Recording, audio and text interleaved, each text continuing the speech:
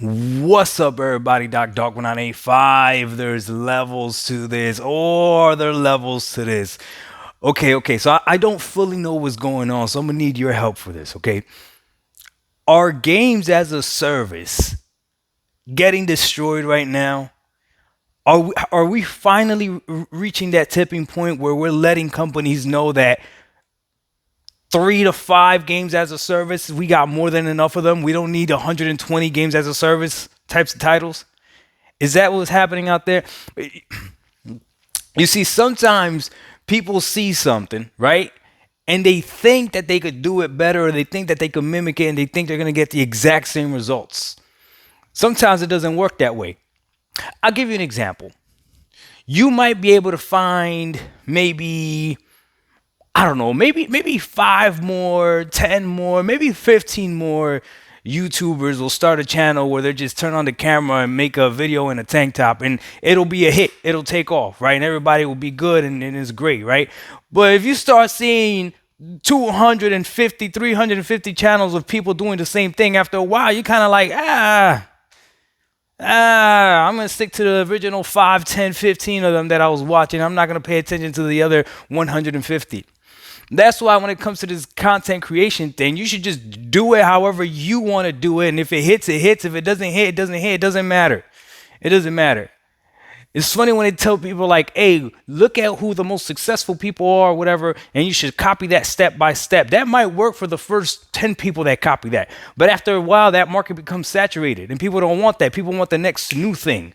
And that's what these games as a service is. You are competing against juggernauts out there. Okay, so if you're gonna make a game that's a game as a service, you have to have a realistic expectation as to what you're gonna get.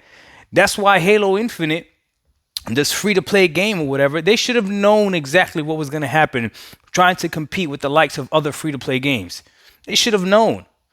Listen, Call of Duty, Warzone, they were able to solidify themselves just based off the name. But we know who the giant is. Fortnite is the giant, whether you want to believe it or not, right? It is what it is. Apex Legends is a giant in this game as well, right? And we've seen games come and go, right? That try this free to play and games as a service thing, and then it just doesn't work. They fizzle out or they slow down. It's a tough market to crack. Because here's the thing about games as a service. It is very hard to play many games as a service. Games as a service, or these free-to-play games, a lot of them require you to grind and get good at the game. And once you reach a certain level, you don't want to learn a newer game.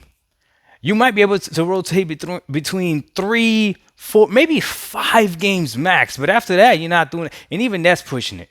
Some people might be really good at playing Call of Duty and Fortnite, and that's it. Apex Legends and Minecraft, and that's it. Like you don't really try to master all live service free to play games. You really don't try to do that. And that's what they don't understand, all these big companies. A game like God of War Ragnarok, you play that game, even if you only play it and it's a one and done game, that's fine. Sony got their money, the publisher got their money, they got the accolades that they needed, that shit is done. But the success of a free-to-play game or a live service game or games as a service game, the success is measured by how many people are continuously playing that game. That's the difference. So if you're going to take a gamble and you're going to make a game like that, it's got to be good enough to keep people's attention, draw new people in, and keep their attention as well. And that's really hard to do. It may look easy, but that's really hard to do. Doc 1985, there's levels to this. I pray that we destroy these live service games. I pray that we get rid of so many games as a service game. I pray that we let these companies know that it's not that easy to do this, so that more companies can focus on giving us a great, solid experience, even if it's a one and done. Give us the option of wanting to go back and play your game again. And that's it. Make a nice, polished, finished product. Like Hi-Fi Rush. Ooh, they're going to be mad at that. We out. Peace.